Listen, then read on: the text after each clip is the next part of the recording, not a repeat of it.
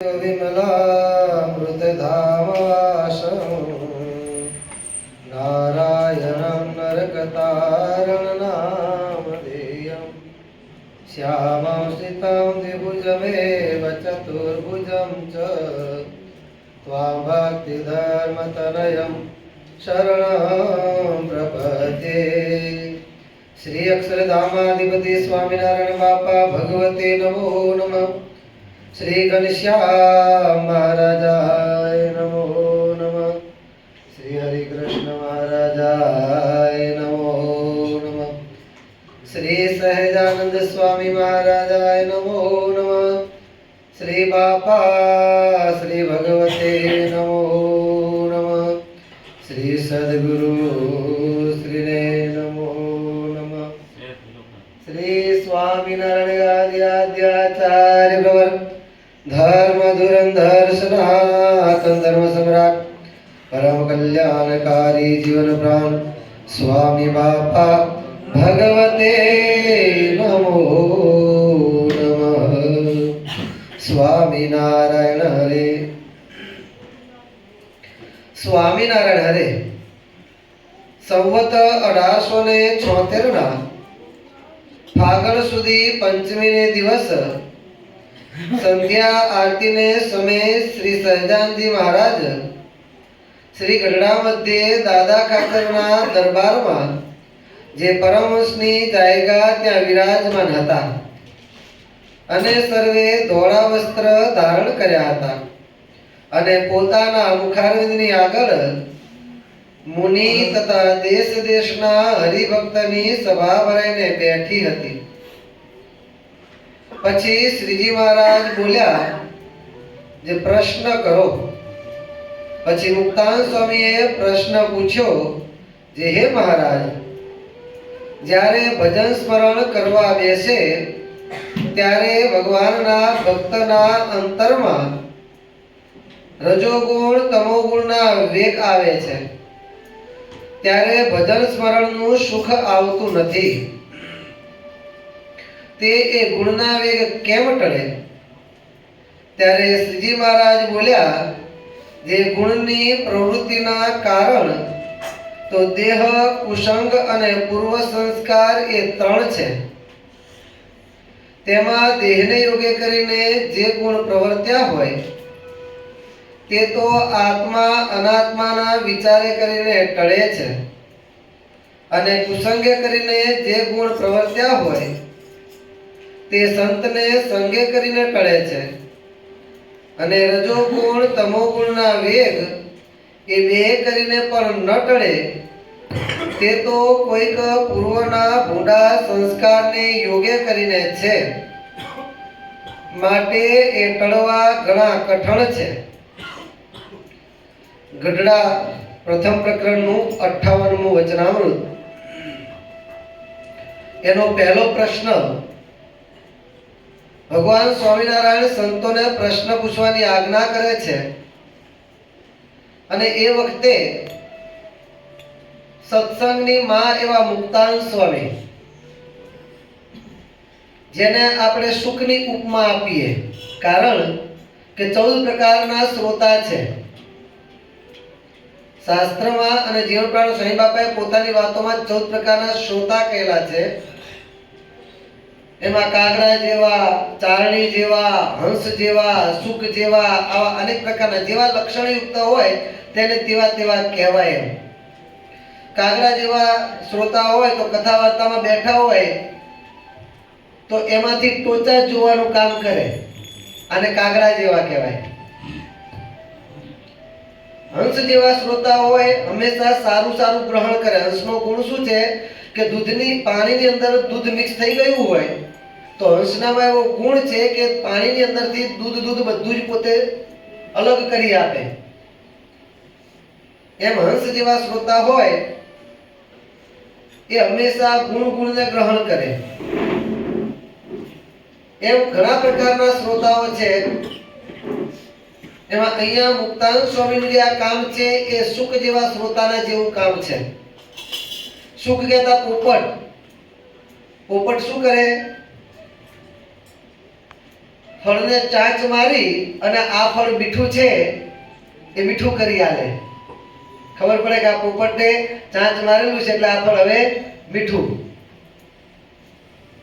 એમ સભાની અંદર પોતે તો બધું જ જાણતા હોય, પરંતુ બીજા બધાને સારી સારી વસ્તુ પ્રાપ્ત થાય, કથાની અંદર સારો રસ આવે, સારું જ્ઞાન પ્રાપ્ત થાય, એના માટે થઈ અને પોતે પ્રશ્ન પૂછે, ચાંચ મારે ને ચાંચ મારી અને એ કથા વાર્તાના પ્રસંગને સારો કરી આપે.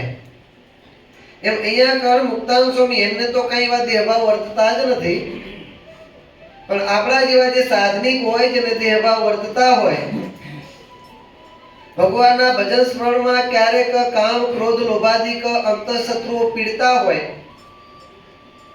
તો એ પીડવાનું કારણ શું છે અને એમાંથી કેમ બહાર નીકળી શકાય, એના માટેના ઉપાય ભગવાન બતાવે. એટલા માટે આવા પ્રશ્ન મુક્તાનંદ સ્વામીએ પૂછ્યા. મુક્તાનંદ સ્વામી કહે છે કે મહારાજ, જ્યારે ભગવાનનો ભક્ત ભગવાનના ભજન શ્રવણમાં બેસે છે ત્યારે ભક્તના અંતરમાં રજોગુણ તમોગુણના વેગ આવે છે, અને વેગ આવે ત્યારે ભજન શ્રવણનું સુખ આવતું નથી. જો સુખે કરીને ભગવાનના ભજન શ્રવણનું સુખ લેવું હોય તો એ વેગ ટળવા જોઈએ. ટાળવાનો ઉપાય શું?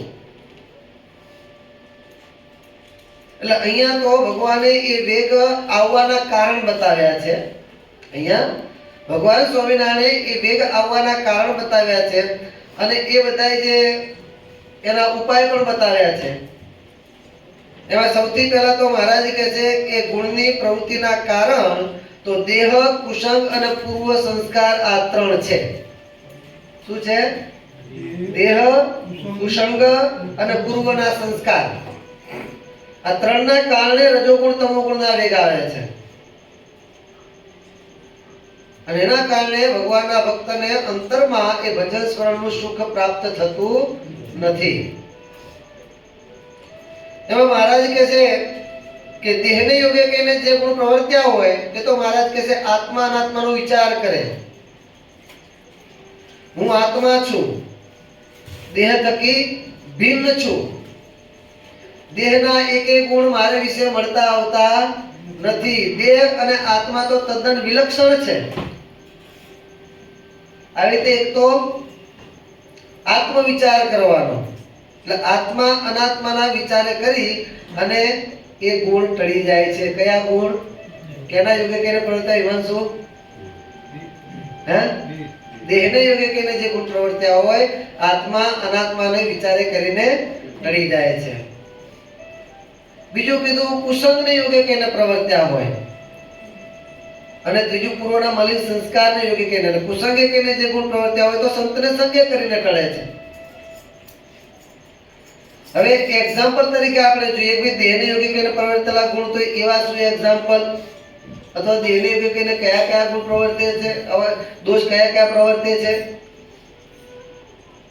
તો હું રૂપાળો છું, હું શક્તિશાળી છું, આવું જે દેહનું અભિમાન ધરવું, એ દેહનું અભિમાન છે એના કારણે ભગવાનના ભજન શ્રવણમાં એ જીવાત્માને સુખ આવતું નથી.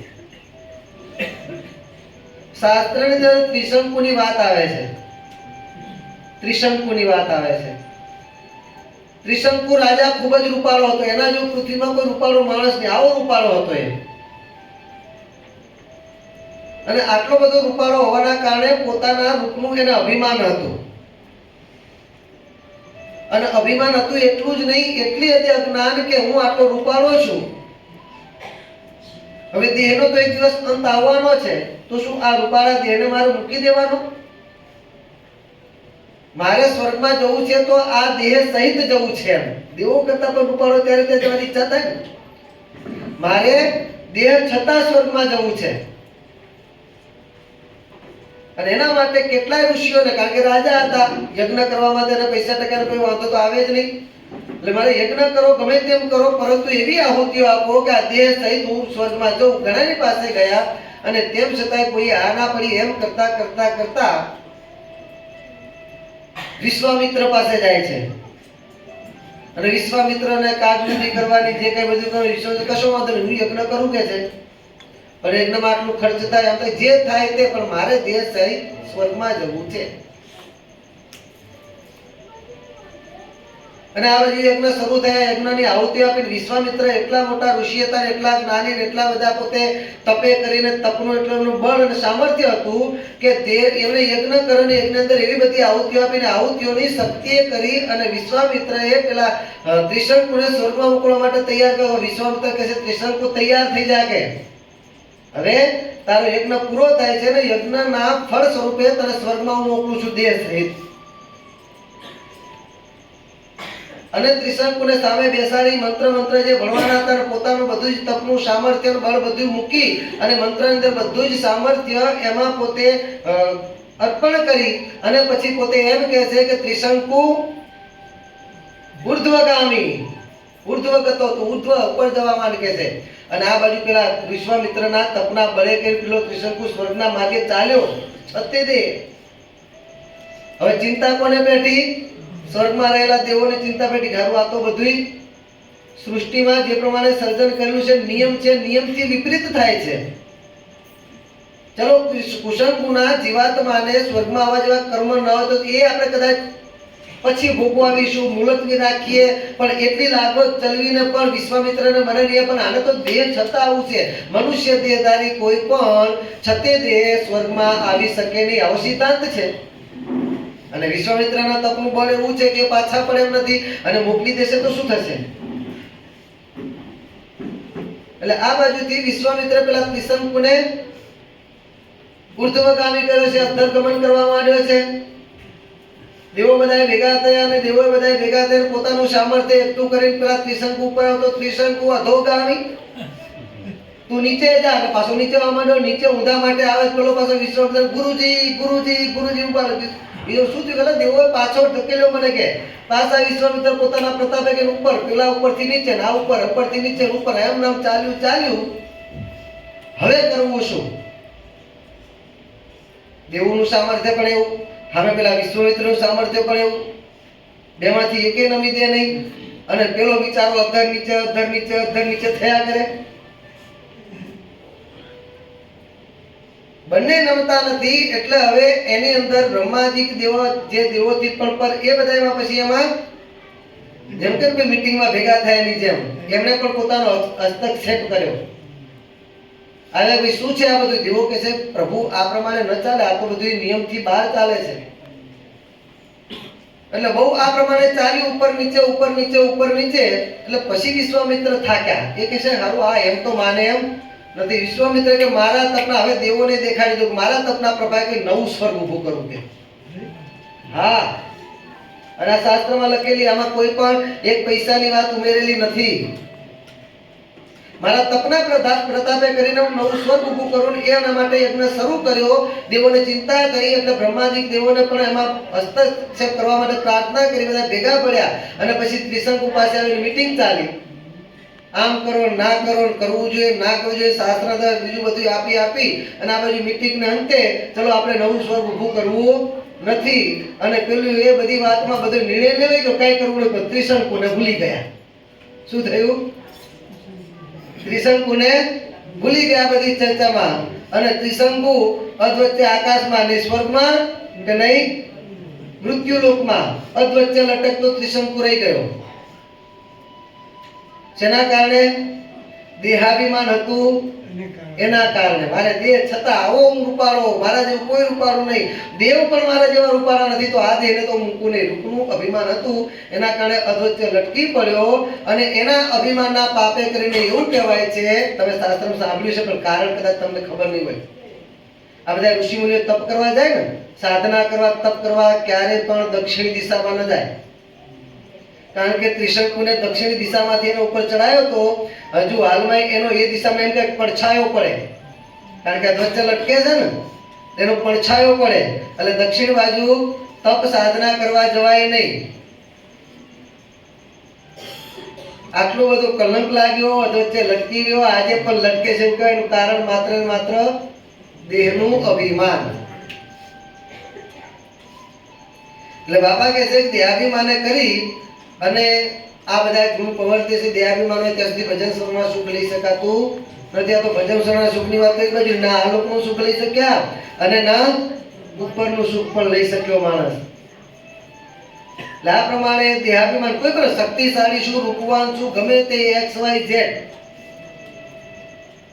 એ બધું જ ભગવાનના ભજનમાં આવરણ કરનાર છે. ભગવાનના ભજનમાં આવરણ કરનાર તો છે જ, પરંતુ વ્યવહારિક તમારા સંબંધોમાં પણ દુખી કરનાર છે. જ્યાં સુધી જે પ્રકારનું અભિમાન છે એ પ્રકારનું અભિમાન તે વસ્તુમાં એને બધાથી અલગ જ રાખશે. અભિમાન છે એટલે કોઈ એની સાથે સંબંધો રાખે નહીં, એટલે બધા એનાથી અલગ રહેશે. એટલે આ લોકમાં પણ દુઃખી, ભજનના માર્ગે પણ દુઃખી ક્યારેય સુખી નહીં થઈ શકે. એના માટેનો ઉપાય શું કે છે બાપા? આત્મા અનાત્માનો વિચાર. જ્યારે ભગવાનના સત્પુરુષ આપણને શીખવાડે તું દેહ નથી આત્મા છે, તો એ વાતને સત્ય માનવી. તારો ગમે તેવો રૂપાળો દેહ હોય, ગમે તેવો શક્તિશાળી હોય, કાંઈ પણ અંતે રહેવાનું નથી, તો એ વસ્તુને સત્ય માનવાની અને ક્યારેય પણ એનું અભિમાન ધરવાનું નહીં. જેમાં ત્રિશંકુની વાત છે, ત્રિશંકુને કોઈ ચેતવનારા ન મળે એના કારણે એને તકલીફ પડી. એવી ગોપીચંદની વાત છે. ગોપીચંદ પણ બહુ રૂપાળા હતા. હા, ગોપીચંદ રાજા બહુ રૂપાળા હતા અને અતિશય રૂપાળા હતા. એ ગોપીચંદને એક વખત એની દાસીઓ બધા સેવકો સ્નાન કરાવતા હોય છે અને ઉપરના ઝરૂખામાં ઊભી એની માતા જુએ છે અને એની માતા રડવા માંડી. એટલે એની આંખમાંથી જે આંસુના બિંદુ હતા એ ગોપીચંદ ઉપર પડ્યા. હવે ઠંડા પાણીથી સ્નાન, ઉનાળાના સમયે ઠંડા પાણીથી સ્નાન કરાવતા હતા અને પેલું ગરમ પાણી, આંસુ તો ગરમ હોય ને, ગરમ ટીપું પડ્યું એટલે પેલા ગોપીચંદ વિચાર કરે છે આ ગરમ પાણી ગરમ કેમ લાગ્યું મને. ઉપર જોઈ તેની માતા રડે છે. એટલે સ્નાનના અંતે માતાની પાસે જઈ માતાને પગે લાગીને પૂછે છે કે માતાજી તમે શા માટે રડો છો? અને ત્યારે એની માતા કહે છે બેટા આ તારું રૂપ જોઈને હું રડું છું કે છે. મારું રૂપ જોઈને રડવાનું કારણ શું કે છે? અને ત્યારે ગોપીચંદની માતા કહે છે બેટા તારા પિતા પણ આવા જ રૂપાળા હતા. કે શું કહે છે? તારા પિતા પણ આવા જ રૂપાળા હતા.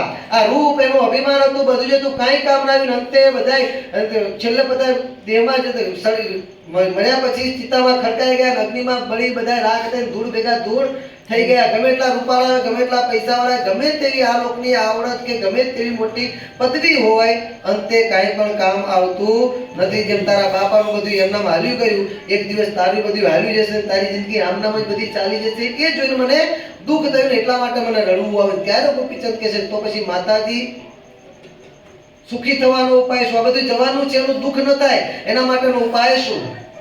અને ત્યારે ગોપીચંદની માતા એમ કહે છે બેટા જો ખરેખર તારે સુખી થવું હોય તો આ બધી જંજાળમાંથી છૂટો પડી જાય કે છે. આ રાજ કાજ, મારું તારું, સેવક સેવિકા બધામાંથી છૂટો પડી જાય. મારી માને તું ભૂલી જા કે છે. જો તારે સુખી થવું હોય એક ભગવાનના ભજનના માર્ગે ચાલ્યો જા. ભગવાનના ભજને કરીને સુખ થાય છે, સત્સંગે કરીને સુખ થાય છે કે છે. માટે બધું જ મૂકી દે. બધો વ્યવહાર, રાજપાટ કે રાજા હોવાની પદવી, આ બધું જ દુઃખરૂપ છે તો પણ દુઃખરૂપ છે અને અંતે મૂકવાનું થશે ત્યારે આનાથી પણ અનંત ઘણું દુઃખ પહોંચાડનાર થશે.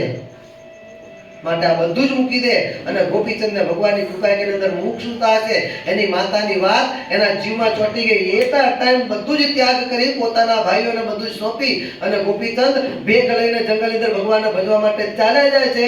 અને એટલા માટે શાસ્ત્રમાં એમ કહેવાય છે કે જનુની જીવો તો ગોપીચંદની.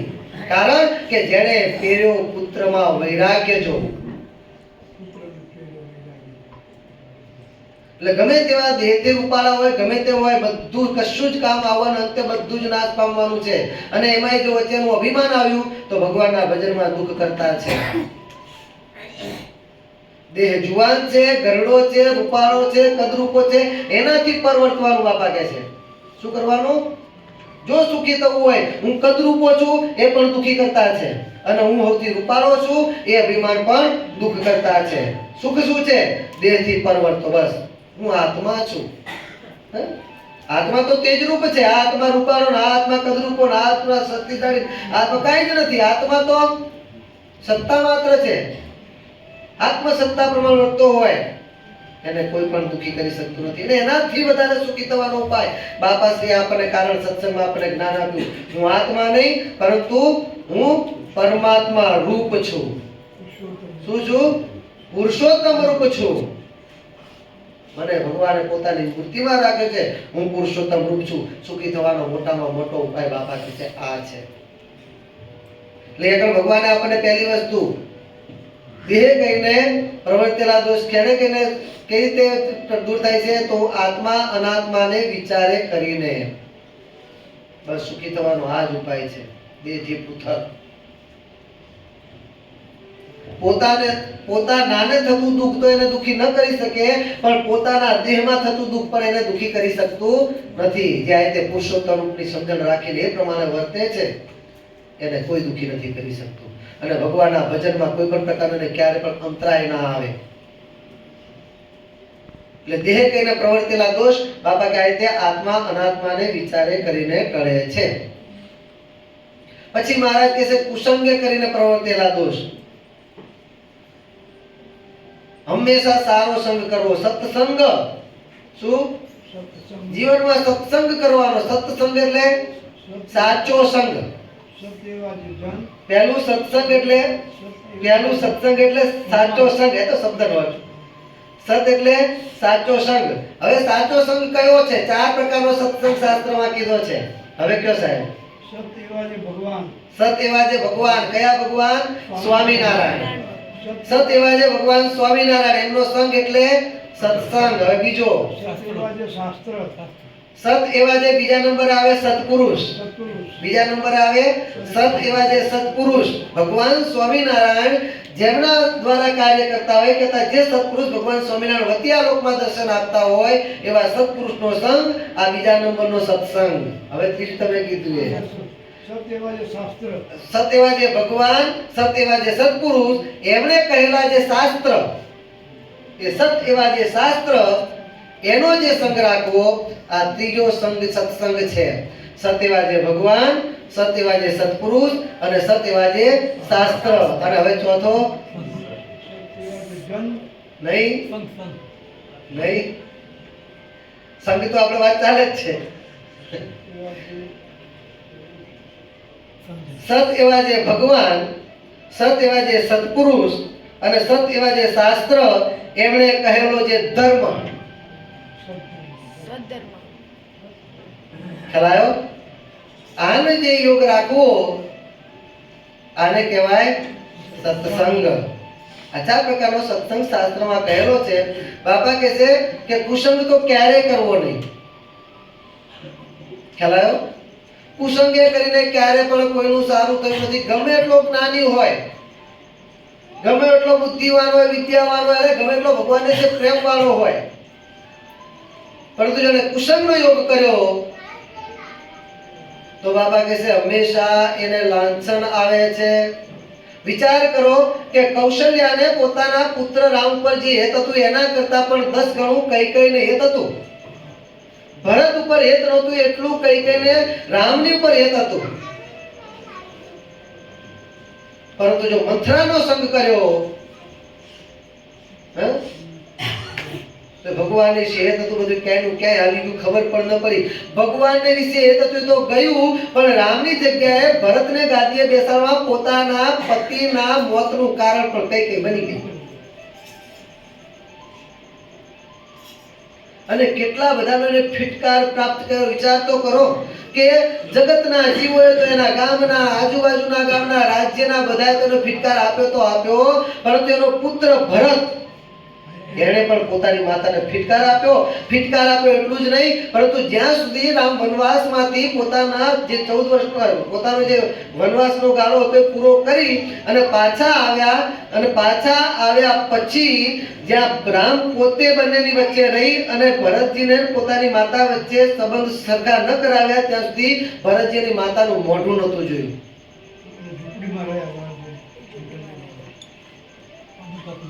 અને એ વખતે રાજ્યના માણસો તો ફિટકાર આપ્યો, આજુબાજુના ગામના બધાએ ફિટકાર આપ્યો, પોતાના સગા સંબંધી ફિટકાર આપ્યો, પોતાના પુત્રએ ફિટકાર આપ્યો. એ વખતે તો આપવા વાળા બધાએ આપ્યા. આજની તારીખમાં પણ કઈ કઈ નામ નિંદાય છે. વિચાર કરો, કોઈની દીકરીનું, કોઈની બહેનનું, કોઈનું નામ તમે કઈ કઈ સાંભળ્યું નથી? કોઈ પાડતું. કારણ એ વખતે એને લાંછન લાગી ગઈ. વિચાર કરો, ભગવાન વિશે કેટલો પ્રેમ હતો, પરંતુ કુસંગનો યોગ થયો. કાનના કાચા રહી ગયા. ક્યારે પણ બાપા કહે છે કાનના કાચા ના રહેવું. કાન ભરવા વાળા તૈયાર જ પડ્યા છે. બહાર તો પડ્યા છે, સત્સંગની અંદર પણ હોય કાન ભરવા વાળા. જો કાનના કાચા હોઈશું, પેલા કે ભોળો માણસ એટલે ભોળવાઈ ગયો, તો સાચી વાતમાં કેમ નથી ભોળવાતો? જો ભોળો માણસ છે તો સાચી વાતમાં નથી ભોળવતા, તો ખબરદાર થઈને અતંત થઈને ઉભો રહે છે અને ખોટી વાતમાં જ ભૂલવાઈ જવાય છે. બોલો, મને ભોળવી ગયો. કોઈની ઉપર ક્યારે પણ દોષ આરોપ ના કરવો. આપણે કાનના કાચા ત્યારે ભોળવી ગયો આપણને. મંત્રાઓ તો તૈયાર જ પડી છે. જ્યાં કાન ભરવા આવે સમજી લો કે આ મંત્ર છે, દૂર જા. આપણા સ્વામીશ્રી મહારાજનો એક મસ્ત ઉપાય છે, એમના જેવી રીત રાખવાની. આપણા જ્ઞાનમૂર્તિ બાપા એમની રીત બહુ મસ્ત છે. કોઈ પણ હરિભગત કે કોઈ પણ વ્યક્તિ આવે, બાપા પેલો આમ નથી કરતો, આમ, તારે કોઈની ફરિયાદ કરી તેને ભેગો લઈને આવ. આપણે બધું સાંભળીશું, તારી બધી જ ફરિયાદ સાંભળવાની, પણ જેનો વાંક હોય એને ભેગો લઈને આવ. તમે બંને ભેગા થઈને આવો. એકલા મને ના કહી દેશો. બસ શું એકલા વાત ના કર. તું સાચો છે ને તો એને લઈને આવ. બંને ભેગા થાવ તો હું બોલાવી લઉં. તારાથી ના આવતો હોય તો હું બોલાવી લઉં, પણ બંને સાથે આવો પછી વાત કરો. એટલે પેલો હાજરીમાં હોય પછી શું બોલીએ કે આ સર્વશ્રેષ્ઠ ઉપાય. ક્યારે એકલા વ્યક્તિની વાત સાંભળવાની જ નહીં. એટલે કાન ભરવા આવે તરત સમજી લેવાનું કે મંત્ર આવી. તરત જ એ મંત્ર આવે એટલે આપણે કઈ કઈ બની જવાનું નહીં. બાપા શ્રી પોતાની વાતોમાં કહે છે આ સ્વામી ના કરવું. જો આ સ્વામી થઈ ગયો સિદ્ધાંતથી બહાર વાત જાય તો. ભગવાન અને મોટા પુરુષ શ્રુતિ, આપણી જે શ્રુતિ વચનામૃત અને બાપાની વાતો એ શ્રુતિ પ્રમાણે, એના સિદ્ધાંત પ્રમાણે વાત કરે ત્યાં સુધી બધા જ પૂજનીય. દરેક સંત હોય, હરિભક્ત હોય, નાનામાં નાનું બાળક હોય, દરેકના એક એક શબ્દ આપણા માટે શીર્ષાટે હોવા જોઈએ. પણ ક્યારે? ભગવાન બાપા, સ્વામી બાપાના સિદ્ધાંત પ્રમાણે વાત કરતા હોય ત્યાં સુધી. જેવું સિદ્ધાંતથી જરાક પણ આગુ પાછું થયું, ભગવાન બાપા, ભગવાન તો ખરા હોય, મોટા તો કહેવાય, પણ શબ્દ એટલે બસ ઉભો રહી જાવે. પણ શબ્દ આવ્યો એટલે હવે ઉભો રહી જાય. આ સિદ્ધાંતથી બહાર પણ શબ્દ કેમ આવ્યો? આમ છે પણ મતલબ કે વિપરીત જવા માંગે છે ને. એટલે જેવો પણ શબ્દ આવ્યો એટલે તરત ઉભો રહી જાય, ભાઈ આ સિદ્ધાંતથી બહાર જાય છે. તો કારણ કે એમની કોઈ પણ ક્રિયા, એમનું કોઈ પણ વાક્ય, એમાં પણ શબ્દ આવવો જોઈએ નહીં. આમ પણ હતું, આમ પણ હતું, વસ્તુ જુદી છે. પણ આવું છે, પણ એ ભલે એમ છે પણ તો એનાથી વિપરીત જવા માંગો છો તો નક્કી થયું. એટલે એમની વાતોમાં, એમની લીલામાં, એમની આજ્ઞામાં ક્યારે પણ શબ્દ આવવો જોઈએ. જેવો પણ શબ્દ આવે એટલે તરત જ આપણે ભરત જેવા થઈ જવાનું. હગી માની પણ વાત સાંભળી નહીં. હા સ્વામી, કે સંત હોય કે હરિભગત હોય, જો પણ શબ્દ મોટો વિદ્વાન હોય તો પણ એક બાજુ. કારણ કે વિદ્વાન હોય તો પણ આ લોકનું જ્ઞાન છે. અને બાપા શ્રી કે અમારી તો ટોકર વાત હોય, ટોકર થોડું કાંઈથી થોડું કાંઈ, ભલે ટોકર હોય, પરંતુ એ શબ્દો સીધા મૂર્તિમાંથી આવે છે. શું છે? ભગવાન અને ભગવાનના સત્પુરુષ કદાચ આ લોકની વિશે કદાચ કાંઈ ભણેલા જ ના હોય. બાપા શ્રી આ લોકો શું ભણેલા હતા? બાપાશ્રીના હાથની પ્રસાદીની સહી આજ પણ મણિનગરમાં છે. લગભગ ટાવરમાં તો છે, પણ સ્વામી બાપાના રૂમમાં તો છે. બાપાશ્રીના અબજી ભાઈના હાથની સહી એવું લખેલું છે. બરોબર છે? પ્રસાદીની સહી કોઈ કરાયેલી હશે, હજુ પણ પડી છે.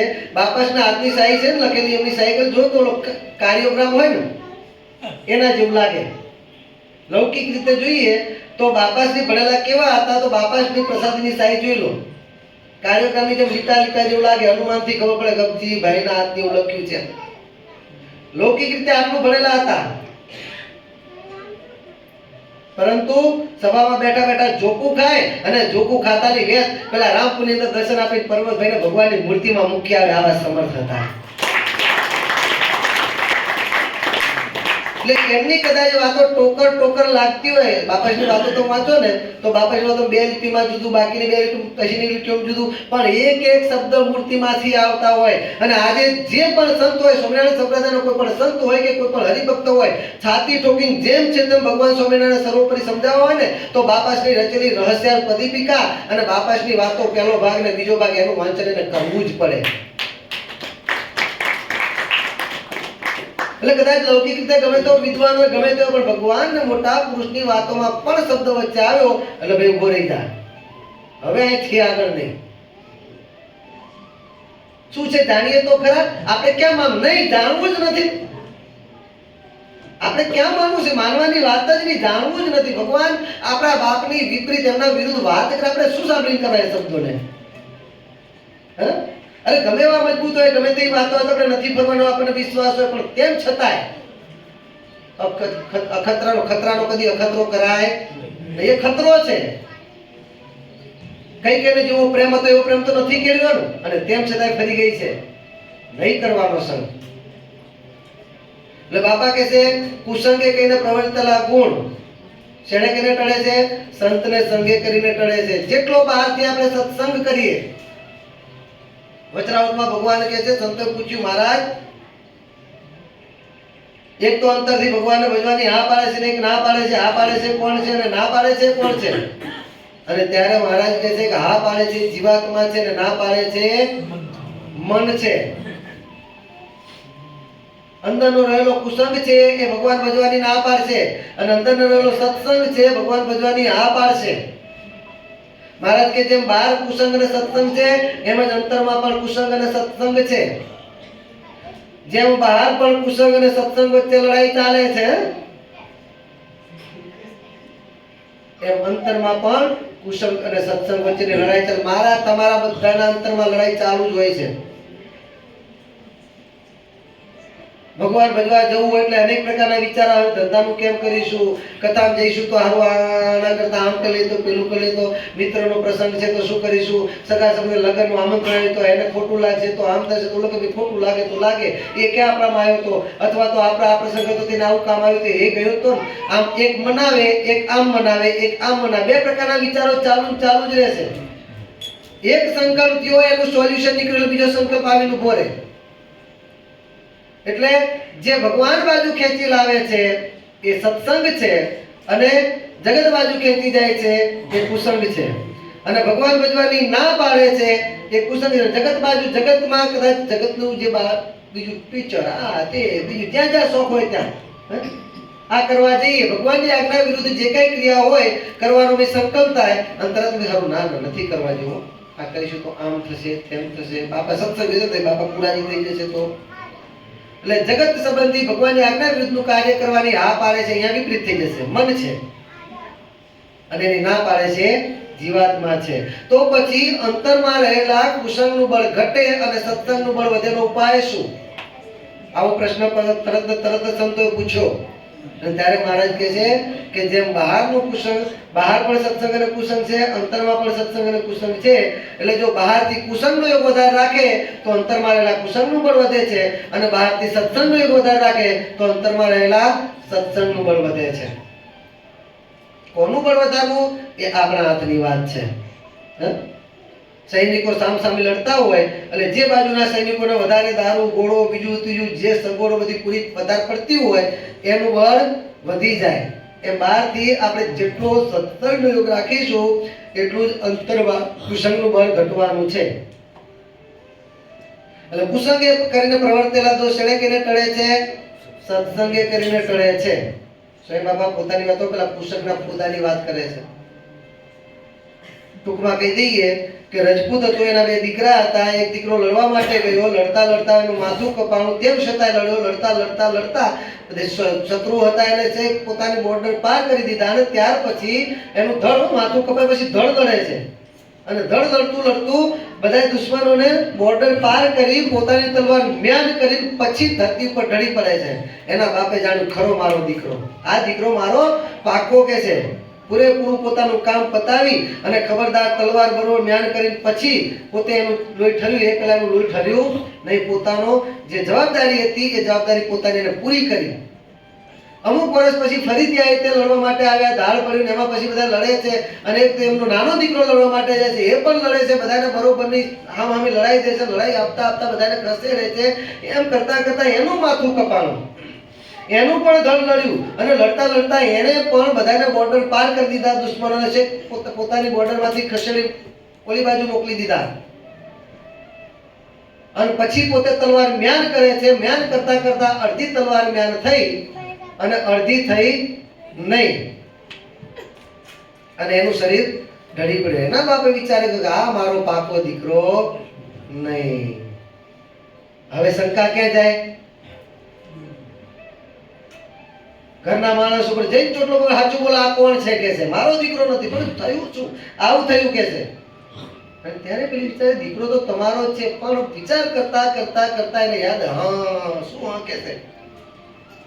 હવે ખબર પડી ક્યાં લોચો રહી ગયો. પણ ક્યાં રહી ગયો તો કે, અને ત્યારે કહે છે કે આપણો કુંવર જ્યારે નાનો હતો, ધાવણો હતો, ઘોડિયામાં હિંચકતો હતો, એ સૂતો હતો, હું પાણી ભરવા માટે ગઈ. હવે પાણી ભરીને આવતા, કે તો કુએ ને તળાવે પાણી ભરવા જવું પડે, પાણી ભરીને આવતા વાર લાગી, અને આપણો કુંવર પાછળથી જાગ્યો, ભૂખ્યો છે, બહુ રડતો તો. અતિ રડવાના કારણે આપણી દાસીએ એને પોતાનું ધાવણ ધવરાવ્યું.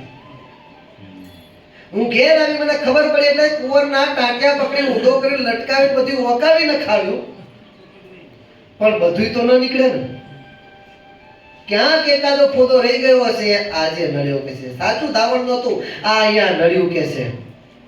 આટલો ફોદો પણ કુસમ. એટલે બાપા કે છે સાચી માતાનું ધાવણ ધાવતા શીખજો. મને તમને બધાને ઉપદેશ આપે છે, સાચી માતાનું ધાવણ ધાવજો કે છે. નહીતર કુસમ ક્યાંક આવી જશે ને, આ ફોદા ક્યાં આવીને આપણને નડશે, કાંઈ પણ ખબર પડશે નહીં. દ્રષ્ટાંત આપણને સાધારણ લાગતું હોય, પરંતુ એની અંદર ઉપદેશ બહુ ગહન છે, સમજવા જેવો છે. કથા કરનારા બધા જ સિદ્ધાંતો વાળા નથી હોતા. સિદ્ધાંત પ્રમાણે ચાલે એની જ વાત જીવમાં ગ્રહણ કરવાની બાપા કહે છે, બીજાની ગ્રહણ કરવાની નહીં. એટલે આ પ્રમાણે કુસંગનો ફોદો ક્યારે પણ નડી જાય આપણને કાંઈ પણ ખબર પડતી નથી. લીંબડીના ગામના ઝાપે ઝાડ નીચે ઓટા ઉપર તેજાચારણ બેઠા છે, અને બેઠા બેઠા સંધ્યા ટાણું થયું, ને દૂરથી માર્ગ ઉપર કોઈ ઘોડે સવાર ચાલ્યો આવે છે. જોઈ છે કે કોણ છે, દૂરથી આવે, થોડોક નજીક આવે, ઓહો આ તો સુખદાન ગઢવી આવે છે કે છે. સુખદાન ગઢવી ક્યાં ગયા હતા તો કે છે જામનગર, જામ બાપુના દરબારમાં એના દીકરાના લગ્નમાં ગયા હતા, ત્યાંથી આવે છે કે છે. અને સુખદાન ગઢવી આવે એટલે પહેલા તો ગામડાના બધા મહેમાન ગતિઓ બધી ખબર છે ને, જો એટલે આવો આવો ઓળખતા એટલે તરત જ બધા ઘેર લઈ જાય. ઓલું છાસું હે છાસું પીવાનું, વાળું કરવાનું, હાથ પડી છે વાળું કરીને જાવ કે છે. એમ કે ઘેર લઈ ગયા, પછી જમ્યા, પછી બેઠા પછી વાત કરી, તમે તો ક્યાં ભાવનગર જામનગર ગયા હતા કે હા કે, કારણ કે એ જામનગરના જામ સાહેબના એક મુખ્ય આગેવાન કારભારી હતા સુખદાન ગઢવી. એટલે જામનગરમાં જામ બાપના દીકરાના લગ્નમાં ગયા હતા, તો ત્યાં તો એ લગ્નમાં તો જાણવા જેવું માણવા જેવું કઈ કહે છે કે શું શું થયું તમે વર્ણન કરો કે છે. અને ત્યારે પેલા તેજાચારણ સુખદાન ગઢવી કહે છે ભાઈ થયું તો ઘણું બધું હતું, વર્ણવા જેવું ને માણવા જેવું ને આનંદ જેવું ઉપજાવું તો ઘણું બધું હતું, પણ એ બધાય આનંદને એ બધું વર્ણન કરવા જેવું ઘણું બધું ભવ્ય હતું.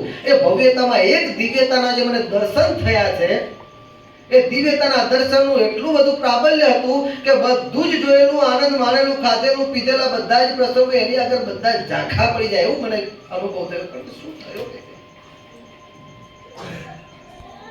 અને ત્યારે પેલા સુખદાન ગઢવી કહે છે તમારે સાંભળવું છે તો સાંભળો કે છે. મારા તો ચિત્તની વૃત્તિ અને ખેંચી છે, પણ તમે સાંભળો કે છે કે એ જામ બાપુના પ્રસંગની અંદર, એના દીકરાના લગ્નની અંદર ઘણા બધા માણસો ભેગા થયા હતા, અને ઘણા બધા માણસો એ મોટી મિજબાની કરતા હતા, મોજ કરતા હતા, પાર્ટીઓ થતી હતી, બધા મોજ કરતા, બધા આનંદ કરતા હતા. પણ એ બધાની વચ્ચે એક ભગવાનનો ભક્ત એવો હતો કે છે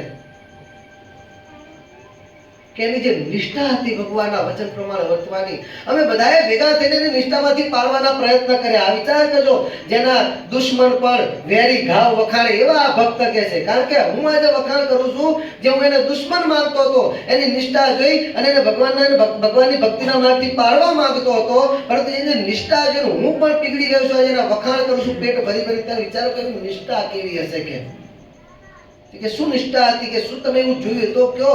અને ત્યારે પેલા સુખદાન ગઢવી કહે છે ત્રીજાચારણ એ પ્રસંગની અંદર એક દરબાર હતા ને દરબારે જ્યારે ત્યાં કણ આવ્યા બધા એ દારૂની બધી મહેફિલો મારતા હતા અને એને કોઈ પણ આપે તો દારૂ ને અડે. એનો નિયમ કેવો હશે આકરો, કે એને તો બીડી સુદ્ધા કે તમાકુ કોઈ પણ નતું અને દારૂ અમે પાવા જતા હતા. અમારે નક્કી કર્યું હતું કે આના નિયમમાંથી એને પાળવો જ છે.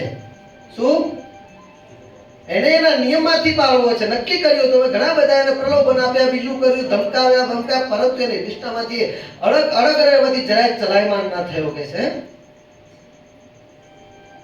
અને ઘણા બધા શસ્ત્રો અમે ઉગામ્યા, બધા જ ઉપાય કરીને અમે જ્યારે નિશસ્ત્ર થઈ ગયા, કહેતા અમારી શક્તિ બધી જ જ્યાં હારી ગઈ ત્યારે અમે છેલ્લું શસ્ત્ર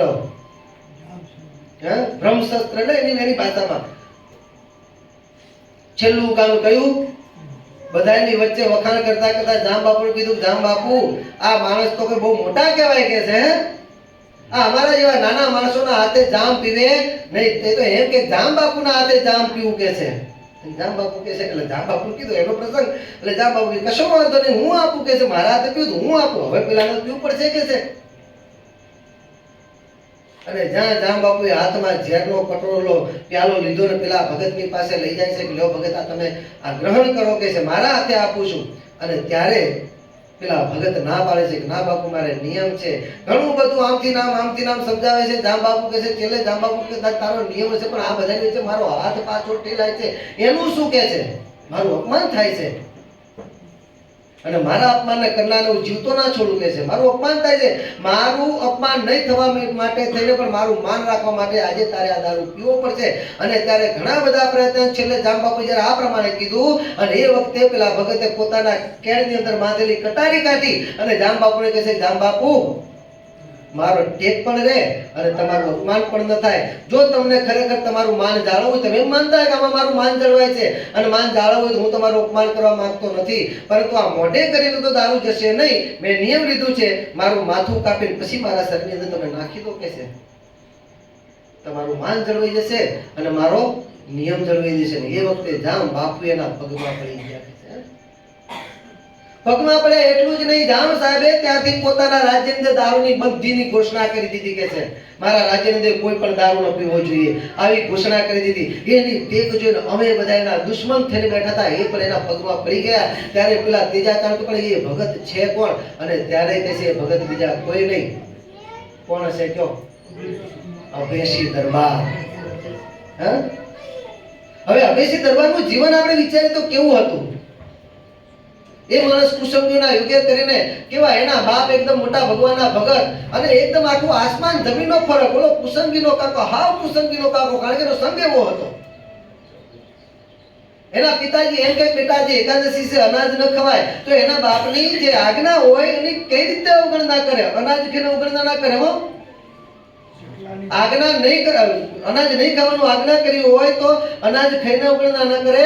ઉપરથી માંસાહાર લઈ આવે, ચકલાર બધી મારી લાવે, નીચે પણ બધું કાપી લાવે, પછી એમ કે બાપુજી આ તો અનાજ નથી ના ખાવું છું. વિચાર કરો માણસ કેટલી હદે ઉતરી ગયેલો હશે. ત્યારે એને એના બાપની સામે આવી વાત કરી છે. સુરસી દરબાર અભેસના બાપુ પોતે માથું કૂટે છે. સ્વામી બાપાએ આપી અભેસી દરબારની જે પ્રાર્થના છે ભગવાનની આગળ પોતે ગદગદ કંઠે પ્રાર્થના લખી છે કે આતે શું કર્યું રે નાથ, આતે શું કર્યું, આવો પુત્ર દઈ અને નાથ આતે શું કર્યું. ત્યાં સ્વામી બાપાએ આખું કીર્તન લખ્યું છે. સુરસી દરબાર પોતે ગદગદ થઈને ભગવાનની આગળ પ્રાર્થના કરતા આખું કીર્તન એમાં રચાણું છે.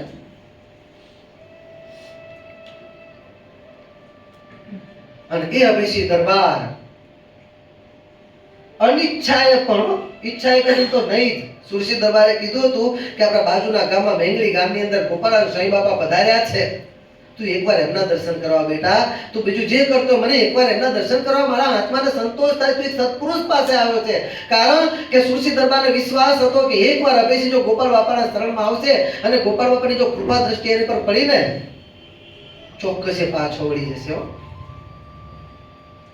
અને એના કારણે પેલા બાપને વિશ્વાસ છે કે નથી જવાનો, પણ તેમ છતાંય શસ્ત્ર ઉગામે છે. એમ કરતા પ્રયત્ન કરું કે ભાઈ નથી આવવાનો, આ આવો છે પણ નહીં, પણ એમ કરતા કદાચ આ તો ન કરે નારાયણને કઈક ચમત્કાર સર્જાય અને જો આવી જાય બેટા એકવાર તું ત્યાં આવ. અને એ વખતે ભગવાને કરો, નહીં તો સિદ્ધિ ના પાડવા વાળો માણસ એને યુક્તિ પ્રયુક્તિ આપી, બાપુજી તમે જાઓ, હું પાછળથી આવું છું. મૂળ તો આવવું નહોતું, હે મૂળ તો આવવું નહોતું, પણ સિદ્ધિ ના પાડવાનો માણસ અહીંયા આગળ શું કહે છે કે બાપુજી એકવાર તમે જાઓ, હું પાછળથી આવું છું. અહીંયા જ ભગવાન તત્વ શરૂ થઈ ગયું. હો, આપણને એમ થાય કે ગોપાલ બાપા પાસે ગયા, ગોપાલ બાપાએ આજ્ઞા કરી પછી ના, સુરસી દરબારની પ્રાર્થના ભગવાને સાંભળી લીધી હતી અને અહીંયાથી જ ભગવાન તત્વ કામ કરવા માંડ્યું. બાકી એ અભેસી દરબાર એમ કે બાપુજી તમે જાઓ, હું આવું છું, ન આવવું હોય તો પણ એમ ન કે નતું આવું તો પણ યુક્તિ પ્રયુક્તિ કરે નહીં. જે આ રીતે કરતો હોય કે અનાજ નહીં ખાવાનું કે એની જગ્યાએ માંસાહાર કરતો હોય માણસ, આજ્ઞાની કેટલી હદે અવગણના કરતો એ માણસ એમ કે બાપુજી તમે જાઓ પછી હું આવું છું. પરંતુ ભગવાન તત્વ શરૂ થઈ ગયું અહીંયાથી. અભેસી દરબારની અંદર રહીના બોલાવનારા કોણ છે? સ્વયં ગોપાળાનું સાંઈ બાપા છે. અને એ અભેસી દરબાર કહે છે બાપુજી તમે જાઓ, પાછળથી આવશું. સુરસી દરબારને વિશ્વાસ નથી બેસતો કે આવશે, પણ તેમ છતાંય મનોમન પ્રાર્થના કરતા કરતા એ તો મેઘડી ગામની અંદર ગોપાલ બાપાનો સમાગમ કરવા માટે જાય છે. અને ત્યાં ગયા પછી ગોપાલ બાપાની આગળ પોતાના દુઃખ રડે છે. ગોપાલ બાપા કહે છે સુરસી દરબાર તમે ચિંતા ના કરશો, ભગવાને તમારી પ્રાર્થના સાંભળેલી છે. તમને કીધું કે હું આવું છું, આવશે. ના આવે સ્વામીએ, શું કહે છે? સ્વામીએ ન આવે, મારો દીકરો છે, એના લક્ષણ હું જાણું છું કે છે. ગોપાલ બાપા કે ચિંતા ના કરશો, પ્રેરણા થઈ ગઈ છે. શું કહે છે? પ્રેરણા થઈ ગઈ છે કે અહીંયા આવશે કે છે. અને આ તો સંકલ્પ કોનો છે? સંકલ્પી પુરુષ છે ભગવાન સ્વામિનારાયણ, એમના જે સંકલ્પ સ્વરૂપ ગોપાલ બાપાનો સંકલ્પ છે, જેને શાસ્ત્રની અંદર સત્ય સંકલ્પ કહેલા છે, જેના એક એક સંકલ્પ સત્ય થાય, એવા ગોપાલ બાપાનો સંકલ્પ છે કે અભેસી દરબાર ચોક્કસ અહીંયા આવશે. ને સંકલ્પ પછી જો જંગલની અંદર કારા હરણ તરીકે, અને કારું હરણ પેલું મૃગિયા કરવા માટે, શિકાર કરવા માટે નીકળ્યો છે. શું કીધું તું? બાપુજી હું આવું છું. અને આવવાનું કીધું તું મેઘડી ગોપાલ બાપાના દર્શન કરવા માટે, પણ તું પહોંચી ગયો ભાઈઓ જંગલની અંદર શિકાર કરવા માટે. અને ગોપાલ બાપાનો સંકલ્પ ત્યાં પહોંચ્યો, ન છોડે, કારણ કે સત્પુરુષનો સંકલ્પ જોઈશે, છોડે ગમે ત્યાં જાય. અને પહોંચ્યો જંગલની અંદર કાળા મૃગ તરીકે. અને કાળું મૃગ ઘડીકમાં પેલા અભેસી દરબારને દેખાય, ઘડીકમાં અદ્રશ્ય, ઘડીક દેખાય, ઘડીકમાં અદ્રશ્ય. કાળું મૃગ એટલે બહુ જ જવલ્લે જોવા મળતું હોય, એટલે એના શિકાર માટે પેલો અભેસી પાછળ પડ્યો છે. અને ઘડીક દેખાય ને ઘડીક અદ્રશ્ય થાય. માણસ ના સમજી જાય કે આમાં કઈક ચમત્કાર છે, પણ નહીં, સંકલ્પ છે ગોપાલ બાપાનો, એટલે એનો પાછો ન વળવા દે. હો, બાકી તો બીજું પકડી લઈશું. 1 2 4 પ્રયત્ન કર્યા પછી ના હાથમાં બીજું પણ ન પકડવા જ ના દે ને. સંકલ્પ મજબૂત છે, એને પકડવા દે બીજાને. એની પાછળ જ વૃત્તિ ચોંટી છે. એ મૃગ આવતું આવતું આવતું મેઘડી ગામની સીમાને પહોંચ્યું, દેખાતું બંધ થઈ ગયું. પૂછ્યું કે કયું ગામ છે? કે મેઘડી. અને ત્યારે પેલા હવે અહીંયા પાછો ફરીથી અંદર ભગવાન તત્વ કાર્ય કરે છે. શું સંકલ્પ થયો કે ચલો આવું તો નહોતું, પણ અનાયાસે અહીંયા ગામની ભાગોળે આવી ગયા છીએ. આ રખડતા રખડતા, દોડતા દોડતા, ભલે એમાંથી તો આપણે સક્સેસ ન થઈ શકે, એમાંથી તો આપણે ફેલ થયા, પરંતુ અહીં સુધી આવ્યા છીએ. રખડવાના કારણે, દોડવાના કારણે તરસ ઘણી લાગી છે, તો પછી મંદિર સુધી જઈ આવીએ. બાપુને એમ થશે કે બેટો આવ્યો અને પાણી પીવાશે, નાસ્તા પાણી થશે, કંઈક સગવડ થઈ જશે. અને આવા ભાવથી જ્યાં ગોપાલ બાપા વિરાજમાન છે, એ જગ્યાએ પેલા અભેસી દરબાર આવે છે. અને અભેસી દરબારનો જ્યાં દરવાજાની અંદર પ્રવેશ થાય છે, તરત જ ગોપાલ બાપા જે પેલી પ્રથમ અને પ્રીત હતી, પ્રથમ મેળા થયો એની જેમ, બાકી તો આને ક્યાં પ્રીત થાય એવી, ત્યાં જોવા જાવ તો આગળના લક્ષણ પ્રમાણે જોવા જાવ તો આને ક્યાં પ્રીત થાય એવી હતી. પરંતુ એવા જ ભાવથી ગોપાલ બાપા કહે છે આવો અભેસી દરબાર, તમે બાપને આપેલા વચન પ્રમાણે આવ્યા તો ખરા. આવો અભેસી દરબાર. જ્યાં આવો અભેસી દરબાર કીધું અને આખા ચિત્રની વૃત્તિ ગોપાલ બાપાની દ્રષ્ટિ અને ગોપાલ બાપાની વાણી જે પેલા અભેસી દરબારના અંદર પ્રવેશ કરે છે, દ્રષ્ટિ એના ઉપર પડે છે અને વાણી જે કાન દ્વારા અંદર પ્રવેશ કરે છે, આખું એનું આખું વર્તન બદલાઈ જાય છે. અને એવું કહેવાય છે ગોપાલ બાપાના ચરણોમાં ધબ દઈને પડી જાય છે માણસો. ગોપાલ બાબા કહે છે કે અભેસી દરબાર તમે ભગવાનના ભક્ત ખરું ને? હા સ્વામી. શું ગોપાલ બાપા કહે છે કે અભયસિંહ દરબાર તમે ભગવાનના ભક્ત ખરું ને? હા સ્વામી. તમે સુરસિંહ દરબાર ભગવાનના પરમ ભક્તના પુત્ર ખરું ને? હા સ્વામી. હે અભયસિંહ દરબાર અમે જે પ્રમાણે આજ્ઞા કરી પણ તમે વર્તશો ને? હા સ્વામી. પતી ગયું. સર્વ સમર્પણ ભાવે ગોપાલ બાપાના ચરણોમાં ઢળ્યા. આટલો જ યોગ સત્સંગનો. આ વિચાર કરો કે સત્સંગનો કેટલો પ્રતાપ છે, કે આટલો જ યોગ થયો. ગોપાલ બાપાનો સંકલ્પ થયો અને સંકલ્પ થતાની સાથે આવશું બાપુ એમ કીધું. ત્યાર પછી પેલું કારું હરણ દેખાણું અને પહોંચતા પહોંચતા મેઘડી ગામના સીમમાં આવીને જ અદ્રશ્ય થયું. પાછો સંકલ્પ થયો ક્યાં તો બીજે ગમે તેના ઘર પાણી પીને જતો રહે. ભાઈ જઈશું પાછા પકડશે. ઓલા કહે સ્વામી અમે ફોન કર્યો અમુક ભક્તો પછી સભામાં માટે ફોન કર્યો તો ફોન જ નહીં પડે તો ઉપાડીશું તો આપણે આવવાનું કહેશે ને. કહેશે કરમ ફૂટ્યા આપણા આવા સંકલ્પ થાય તો. તમારી પાસે 1,000 કે લાખ રૂપિયા કેમ માગી લેવાના છે? આવવાનું કહેશે તો કઈ આવવાનું, સત્સંગમાં આવવાનું કહેશે ને, કથા વાર્તામાં આવવાનું કહેશે ને, અને એમાં આપણે ફોન ના ઉપાડીએ તો અભાગ્યા કહેવાય. આપણે ભાઈ નુકસાન કોને જવાનું? એ તો ભગવાન ભજે છે. અને કદાચ એમ કહેવાય કે કોઈકને સત્સંગમાં લાવી એનું બેનિફિટ મળે. લાવશો તો જ બેનિફિટ મળવાનું એવું નથી. ન આવનાર વ્યક્તિ પાસે કદાચ તમે પ્રયત્ન કરે, તમે પ્રયત્ન કર્યા કદાચ એમ ન આવે ને તો પ્રયત્ન કર્યા બેનિફિટ તો મળવાનું જ છે. એને તો મળી જ જવાનું છે. રહી આપણે જઈશું. શું થશે? રહી આપણે જવાના છીએ. પણ અભયસિંહ દરબારને એવો સંકલ્પ ન થવા દીધો ગોપાલ બાપાના સંકલ્પે.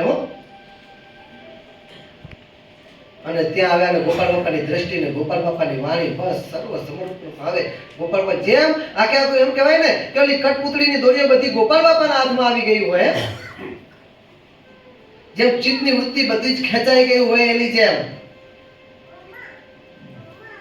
જે પેલા માંડવીની અંદર પેલો કહેતો ગોપાલ મહારાજ કહે છે કે અમારા સત્સંગી થશો ને, અરે તમારા વાળામાં કોણ આવે? કે સિંહ હોય વાળામાં ના આવે, બકરાઓ વાળામાં પુરાય કે છે.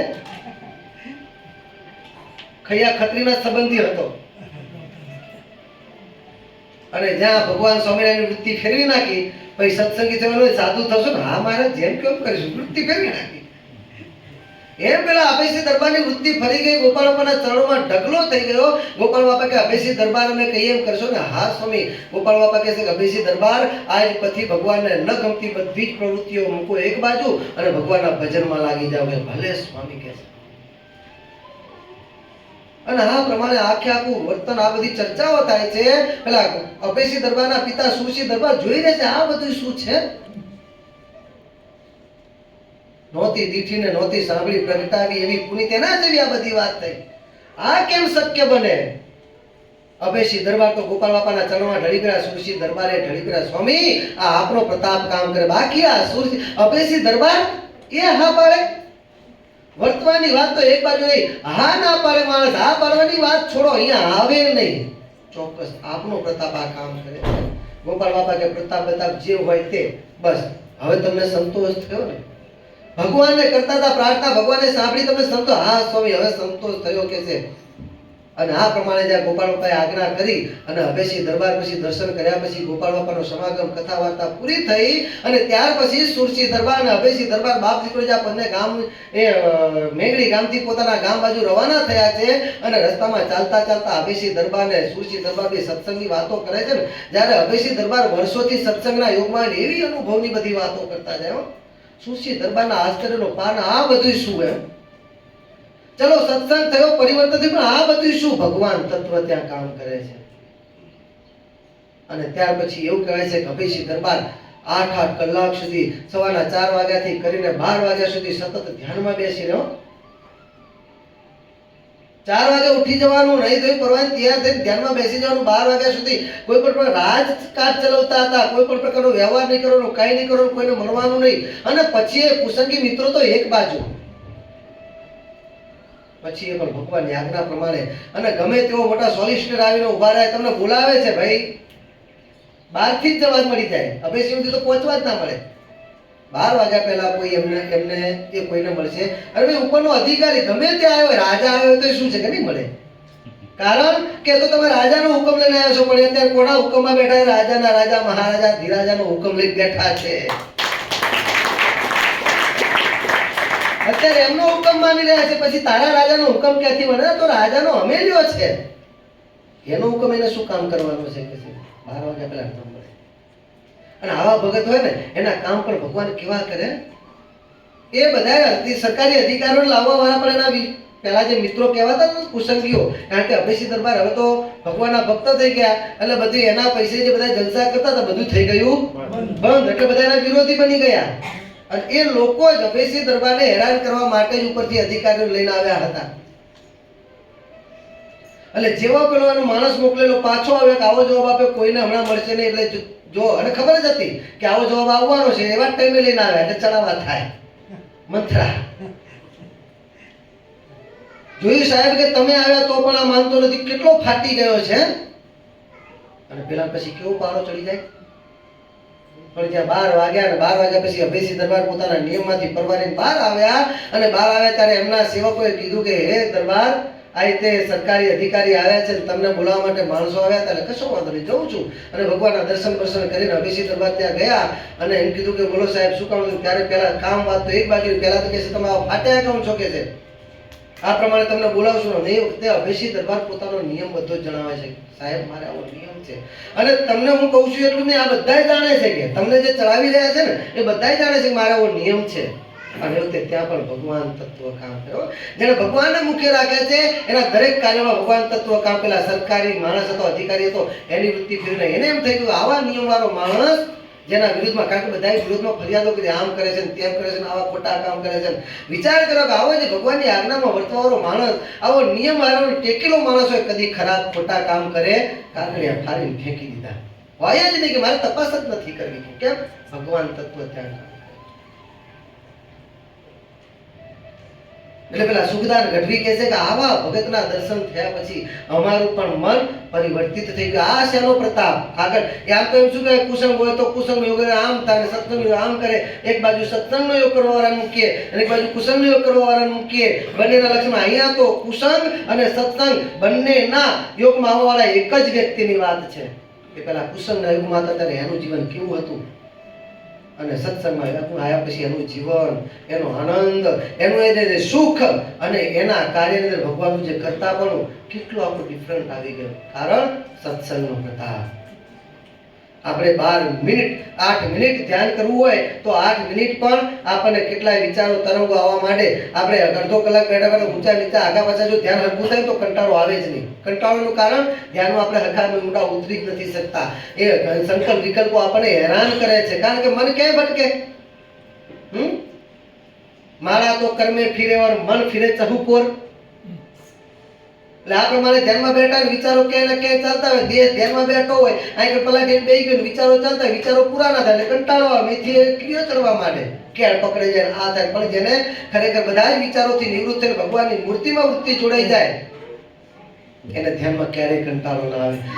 8 કલાક એમના નહોતું ટકાતું. બાકી આપણે 8 મિનિટ બેસવું હોય ને 5 મિનિટની માનસી પૂજા કરીએ ને આમ કઈ 5 મિનિટ ઠીક નથી આમ થાય.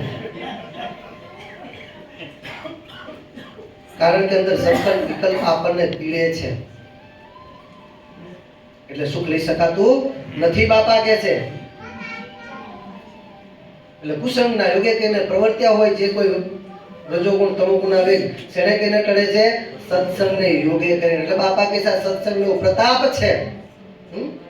સત્સંગનો પ્રતાપ, સંતની કૃપાનો પ્રતાપ કેટલો છે એ જો આપણે આવતા સોમવારે બીજા પ્રશ્નમાં આપણે જાણીશું. પણ બાપા કહે છે કે આ પ્રમાણે સત્સંગનો પ્રતાપ છે કે એને યોગે કરી અને મનુષ્યના અંતરમાં શાંતિ વર્ત્યા કરે, ધ્યાનમાં પણ એકદમ સુખ આવે છે. ભગવાનના જાપમાં કેટલો પ્રતાપ છે. સંતોએ મહારાજને પ્રશ્ન પૂછ્યો, મહારાજ જ્યારે ધ્યાન કરવા બેસીએ ત્યારે અહીં મુક્તાંશનો પ્રશ્ન છે. જેમ સમુદ્રમાં મોટા મોટા તરંગ ઉઠે એમ ઘાટ સંકલ્પમાં તરંગ ઉઠવા માંડે છે, તો એ શું કરવાનું ટાળવા માટેનું અહીંયા આગળ એનું કારણ પૂછ્યું છે, ત્યાં ટાળવાનો ઉપાય પૂછ્યો છે.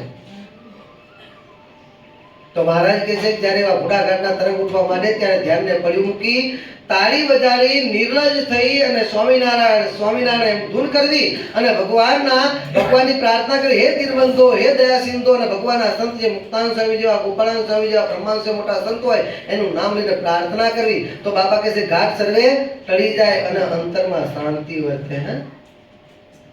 એક વિચાર કરો કે ભાવથી નામ લઈએ એનો તો પ્રતાપ કેટલો બધો છે. તો વાત એક બાજુ રહી, પણ પેલા અજામેળે પોતાના દીકરાનું નામ નારાયણ હતું. હે? અને જમનાદૂતો કારણ કે કદી સારા કામ કર્યા જ નહોતા, પાપનો પર્વત હતો જમે. એનો અંત સમય જમનાદૂત જ્યારે તેડવા માટે આવ્યા ત્યારે હે નારાયણ મને બચાવો કે છે, પણ નારાયણ કહે કે પોતાના દીકરાને બચાવવા માટે બૂમ પાડી હતી. આમ તો મુસલમાનને પરણ્યો હતો, બધા જ દીકરાઓના નામ એને મુસલમાન ઉપર રાખ્યા હતા, પણ કોઈ સંત મહાત્માના કહેવાથી કે તું હિન્દુ છે, એક તો નામ તારા દીકરાનું હિન્દુ તરીકે રાખ. આમ તો એ જાણતા આમ ભજન નહીં કરે, પણ નામ એનું એવું દીકરાનું એવું કે તમે પાડો કે તો એવું આપું કે સેજે સેજે ભજન શું કે નારાયણ, તારા દીકરાનું નામ નારાયણ. એટલે ભાવથી કે કભાવથી પણ નામ લેવાય નારાયણનું. હે અને જ્યારે અંત સમય આવ્યો અને એને યમનાદૂતો જ્યારે લેવા માટે આવ્યા ત્યારે પોતાના દીકરાને પુકારે નારાયણ મને બચાય. નારાયણ એટલે ભગવાનને નથી પુકારતો. અંત સમય આવે છે, જમનાદૂત આવ્યા ત્યારે પણ ભગવાનને પુકારતો નથી, પોતાના દીકરાને પુકારે છે, પણ દીકરાની પાસે પણ નામ તો ભગવાનનું હતું. અને જ્યાં નારાયણ મને બચાવ કીધું જમનાદૂતો ભાગી ગયા, ભગવાનના પાર્શ્વમાં આવીને ઉભા રહ્યા. અજાણતા લીધેલું નામ, પરોક્ષનો પણ આટલો પ્રતાપ હોય તો આપણને તો કારણ મૂર્તિ ભગવાન સ્વામિનારાયણ મળ્યા છે. એમના જાપ કરીએ અને એ કે સાચા ભાવથી જ આપણે તાકાત છે ઘાટ સંકલ્પની ઉભા રહેવાની.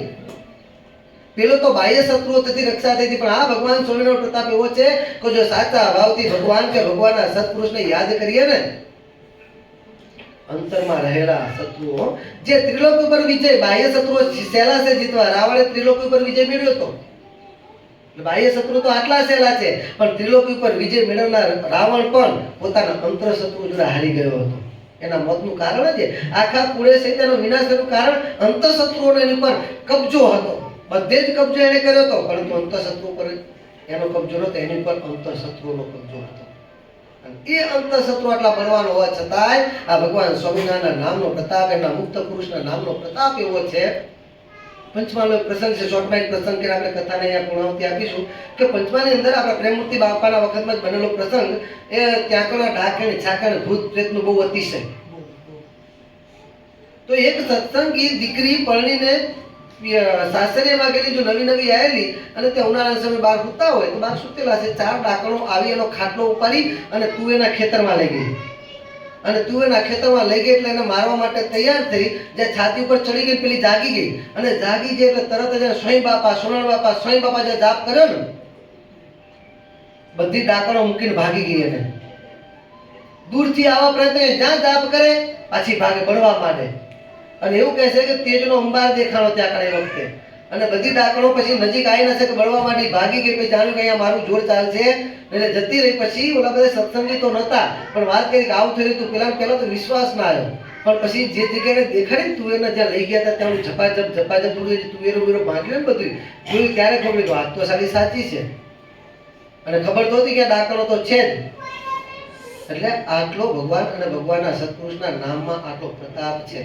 તો એ નામ જેનું છે એ નામીને જો આપણે એના વિશે ખરેખર જો આપણે જોડાઈ જઈએ તો બાપા કહે છે આપણો બેડો પાર થઈ જાય. કોઈ અંતઃશત્રુ, કોઈ શંકરની તાકાત નથી કે આપણને પીડી શકે. ધ્યાનમાં તો આનંદ આવે, પરંતુ આપણે વ્યવહારિક કામ કરતા હોય આપણા ધંધા વ્યવહાર બીજું એમાં પણ ભગવત સ્વરૂપનો આપણને આનંદ વર્ત્યો. પણ જ્યારે આ રીતે સાચી રીતે આપણે સાચા ભાવથી સત્સંગનો યોગ કર્યો હોય તો, એટલે પહેલા તો દેહને યોગ્ય કહીને પ્રવર્તેલા જે ગુણ છે એ આત્મા અનાત્મે કરીને એના વિચારે કહીને ટળે છે. કુસંગે કહીને જે ગુણ પ્રવર્ત્યા હોય સત્સંગને યોગ્ય કહીને ટળે છે. અને પછી ત્રીજા કીધા પૂર્વના મલિન સંસ્કારને યોગ્ય કહીને પડતા હોય એ તો ટળવા મહારાજ કહે છે ઘણા કઠણ છે. જે મહારાજે કીધું કે સાપિત બુદ્ધિ, બીજા વતનમાં મહારાજ લગભગ ક્યાંનું બીજું વતનાવત છે, લોયાનું કાર્યનું કે બીજું વતન, એમાં પણ કીધું સાપિત બુદ્ધિની વાત કરી છે. માતા પિતાનો ફિટકાર મળ્યો હોય, આસુરી બુદ્ધિ હોય આગળની, ઘણી બધી વાતો મહારાજે કરેલી છે. એટલે આ જે 2 દોષને ટાળવાનો ઉપાય અહીંયા મહારાજે આ પ્રશ્નના જવાબની અંદર જણાવી દીધો. અને પછી મહારાજ કહે છે કે જે પૂર્વના મલિન સંસ્કાર છે એ તો ટળવા ઘણા કઠણ છે. આટલે મહારાજે પ્રશ્નનો જવાબ પૂરો કર્યો. આગળ પૂર્વના પણ મલિન સંસ્કારો કેમ ટળે એ પ્રશ્ન આગળ આવે છે, એની ચર્ચા મહારાજ આપણને સમજાવે છે. ક્યારે કરીશું? આવતા સોમવારે કરીશું. બોલો અક્ષરધામના અધિપતિ સ્વામિનારાયણ બાપાની જય. ઘનશ્યામ